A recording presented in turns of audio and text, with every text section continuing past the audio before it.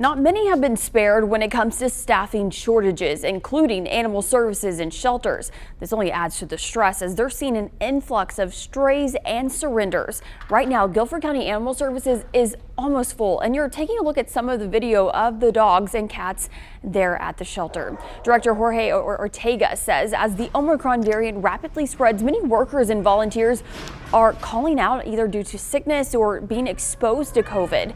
They were already experiencing a shortage of veterinarian staff. Ortega says while they're not facing a critical need right now, any day that could change. There's a lot of uncertainty, like what happens tomorrow. So we're really operating day by day and just evaluating what our animal population is and then what our staff population is and seeing to make sure that we can provide adequate service. Forsyth Humane Society is also dealing with a major staffing issue on top of a surge in strays and surrenders. Director Mark Neff tells me at least 6 employees are out right now because of COVID, and this is the worst it has been for staffing since the beginning of the pandemic.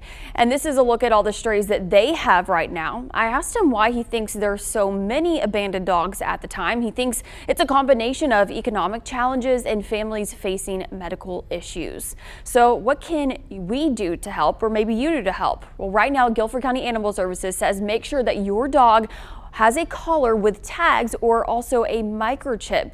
And so if they're lost, the owners can quickly be found.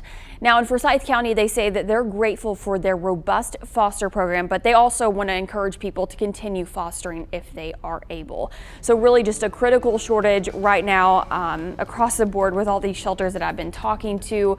And of course, you know, if they're facing those shortages, then they're having to do multiple jobs. And then especially with this winter weather coming up, you wonder, okay, well, are the dogs going to be okay? Are the cats going to be okay? So if you can foster, please try to do that. That's exactly the first thing I thought of was people are abandoning dogs because they can't afford it right now, or cats as well. And then that storm coming, that's the first thing I thought of, that we got to get out there. I think maybe at this point, if you see a cat or a dog out wandering around, probably the best thing to do is try to help out, you know?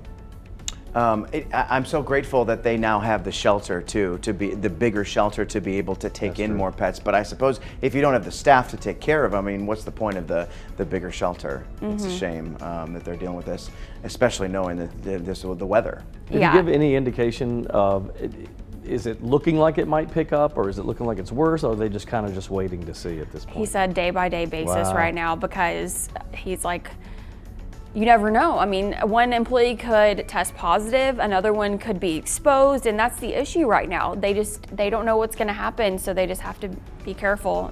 Yeah, it's we all bad. have to chip in and do what we can. And I quickly, though, want to mention Betty White. Her birthday is coming up. Of course, it would have been her 100th, and there's the Betty White Challenge. I'm going to talk more about that on Monday, but because of that, Guilford County Animal Services, they're having $17 adoptions. So now is the time to adopt if you want a cat or a dog. Very good. Yeah. That was her birthday, the 17th of January.